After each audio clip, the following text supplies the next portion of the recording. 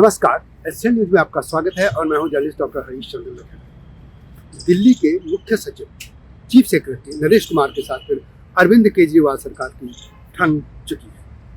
केजरीवाल सरकार नरेश कुमार को हटाने के लिए कई बार या उनके खिलाफ जांच कराने की मांग को लेकर एलजी को पत्र देते हैं, फाइल देते हैं, लेकिन एलजी उसको वापस कर देते हैं। और यही नहीं, केंद्र सरकार ने तो नरेश कुमार का जो सर्विस सेवा थी वो बढ़ा भी दी, उनको एक्सटेंशन दे दिया था, वो रिटायर होने वाले थे।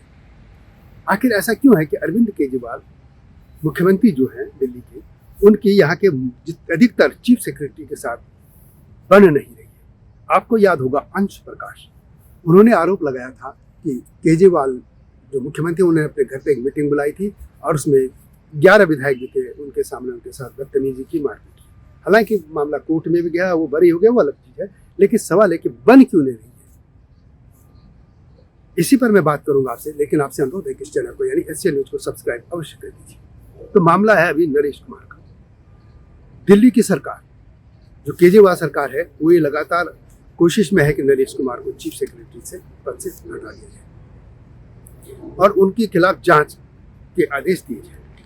और आरोप यह है दिल्ली सरकार का कि जो यमुना यहाँ पे द्वारका एक्सप्रेसवे है, उसमें जमीन के को लेकर या इसमें कुछ घोटाला हुआ है और उनके बेटे पर आरोप लगता है कि उनके बेटे ने, या जो भी है, कुल मिला के है कि नरेश कुमार पर ये आरोप लगाते हैं हुए कि दिल्ली सरकार की उन्होंने जो द्वारका एक्सप्रेसवे का जो निर्माण कार्य है उसमें गड़बड़ी की है, कुछ इसमें फायदा लेने की कोशिश।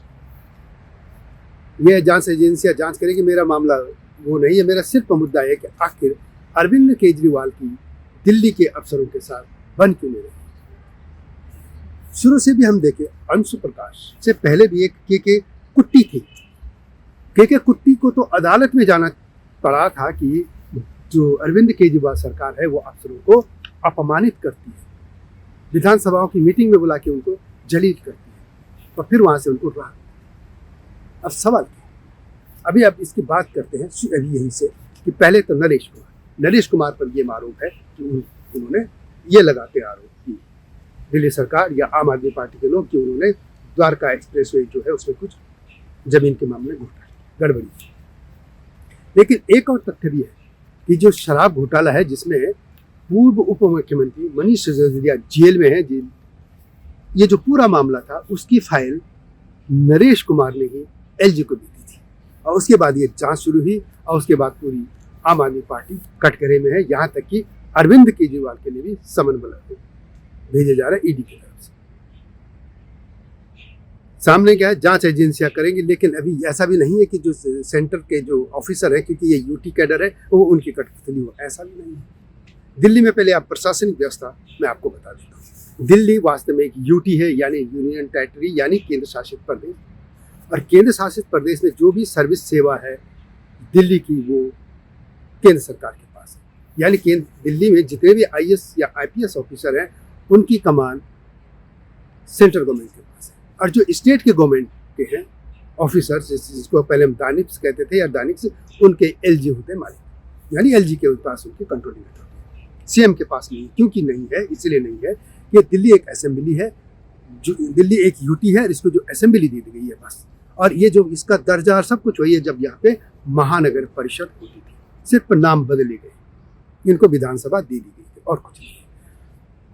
दिल्ली सरकार का ये मानना है कि हम चुने प्रतिनिधि हैं और हमको ही अधिकार हमारे पास है, मतलब बिना संविधान के लिए इनके पास है। दिल्ली का क्या ढांचा था, क्यों बाबा साहब अम्बेडकर ने दिल्ली को यूटी रखने की बात की थी, इसकी एक अलग सी वीडियो है। इसमें हमने दिल्ली के जो विधानसभा के सचिव थे, लोकसभा के सचिव थे, और जिन्होंने दिल्ली विधानसभा को चलने के कायदे कानून बनाए, एसके शर्मा, उन पर लंबी विस्तृत बातचीत करके एक वीडियो पहले से इस चैनल में आप देख सकते हैं।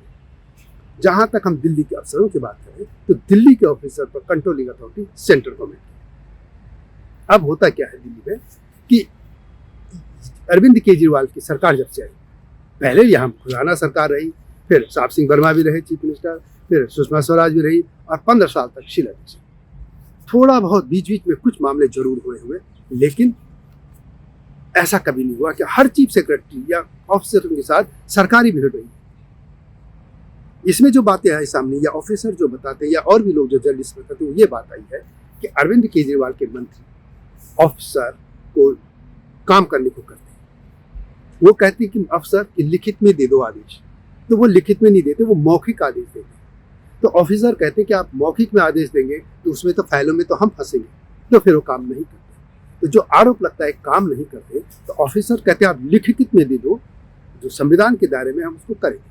तो ये लिखित में तो नहीं देते, एक बड़ा आरोप है।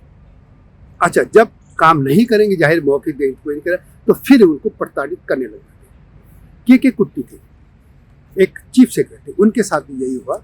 और उनके ज़माने में क्या किया इन्होंने कि इन्होंने एक नया रास्ता निकाल दिया दिल्ली सरकार ने। उन्होंने विधानसभा की जो कमेटियां थी उनमें ऑफिसर्स को बुलाना तक शुरू कर दिया, और कभी भी मीटिंग हो जाती थी, कभी बुलाए जाते थे। ऐसे वक्त बेवक्त वो परेशान हो लेगा, फिर वहाँ उनको जलील करने लगे। क्योंकि जैसे पहले मैंने कहा कि प्रिविलेज होता है कि उन कमेटियों की बातों को आप इस तरीके से कोर्ट में या कहीं भी आप चैलेंज नहीं कर सकते। तो ये बेचारे अफसर परेशान थे उसमें। तो फिर कुट्टी अदालत गए, अदालत से उनको राहत दी गई कि भाई आपको बुलाना है तो नियम से बुलाइए, टाइम पे पूछिए, वगैरह वगैरह ऐसे था, तो उनको राहत। उसके बाद एक अंश प्रकाश थे। अंश प्रकाश को आपको मालूम होगा कि उन्होंने ये आरोप लगाया था कि केजरीवाल के यहाँ रात में मीटिंग हुई थी सीएम के यहाँ, और उसमें विधायक भी थे कुछ, और उन्होंने उनके साथ बदतमीजी की, यहाँ तक कि मारपीट किया आरोप लगा। हालांकि मामला अदालत गया और बाद में वो जो बरी हो गए केजरीवाल जी। आप जानते बरी कैसे होते हैं, उसमें सबूत नहीं होते, कई चीजें होती हैं। खैर मैं उसमें नहीं जा रहा, लेकिन बरी हो गए। लेकिन ये तो है ना कि इनकी बनी नहीं।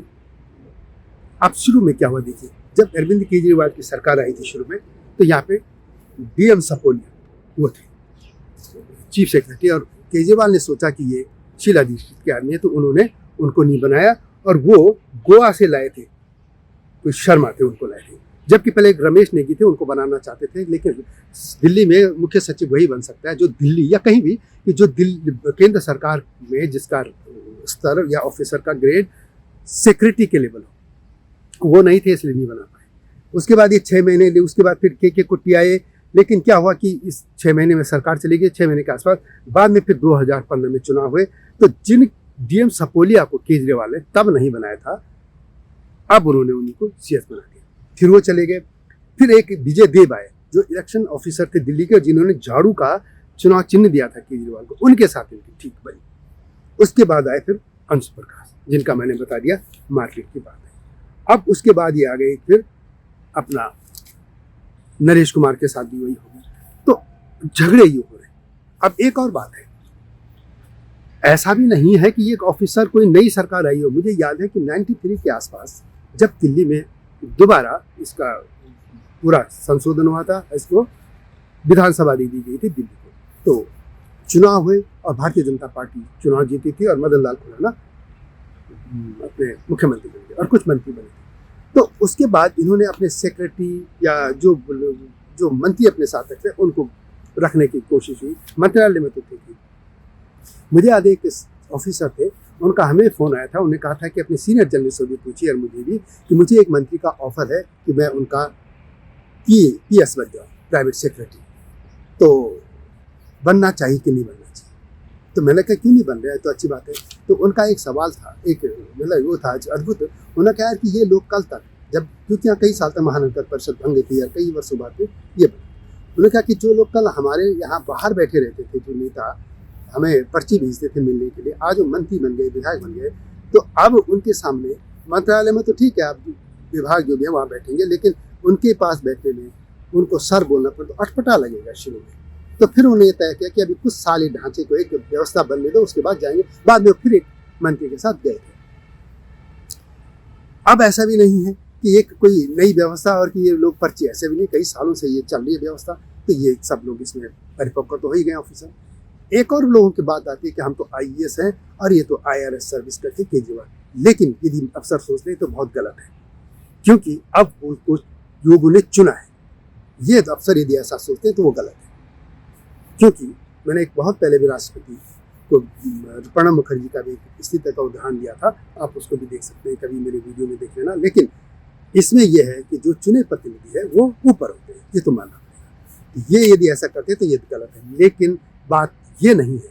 बात यही है कि दिल्ली सरकार के पास उतने अधिकार है नहीं, क्योंकि यूटी है, और वो अपने बाहर जो जा रहे हैं अधिकार क्षेत्र, उसमें जो आदेश देते हैं अफसर उसमें थोड़ा आनाकानी करते हैं। क्योंकि अफसर हमेशा बच के चलता है। आप भी देखते होंगे कि बहुत मामले होते हैं घोटाले जिसमें ऑफिसर बच जाते हैं और नेता जेल चले जाते हैं। ये मामला होता है जिसमें हरियाणा है, चौटाला, उनके साथ भी यही हुआ, या और भी मामला है ये।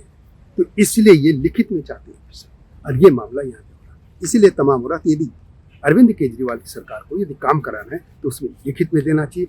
अब उससे क्या हो रहा है कि एक तो इनकी इमेज भी खराब हो रही है कि हर ऑफिसर से ये लोग लड़ते हैं, और वो भी चीफ सेक्रेटरी जो सबसे बड़ा अफसर होता है किसी राज्य का, उससे भी आप लड़ रहे हैं। बाकी केसेस तो लड़ ही रहे होंगे, ये चीज़ें सामने नहीं आती, लेकिन उससे पूरा काम बर्बाद करता है। तो ये केजरीवाल मुख्यमंत्री हैं जो दिल्ली के, उनको सोचना होगा कि आखिर ये झगड़ा कब तक होता रहेगा। क्योंकि एक आदमी हो तो बात चले कि ऑफिसर खराब है। यहाँ पे तो कई है, नरेश कुमार है, अंशु प्रकाश है, कुट्टी है, बहुत ही नाम ऐसे आ रहे हैं जिनके साथ आपकी बन नहीं है। आखिर क्यों? इस सवाल का जवाब तो आम आदमी पार्टी को देना है, या अरविंद केजरीवाल को देना है मुख्यमंत्री, या आम आदमी पार्टी के जो मंत्री हैं इन सबको देना। वीडियो कैसे लगी कमेंट में से लिखें। मिलता हूँ नए मुद्दे के साथ, तब तक नमस्कार। हिमालय पे पेड़ हो तो गीत गाएंगी नदियाँ, गीत गाएंगी नदियाँ।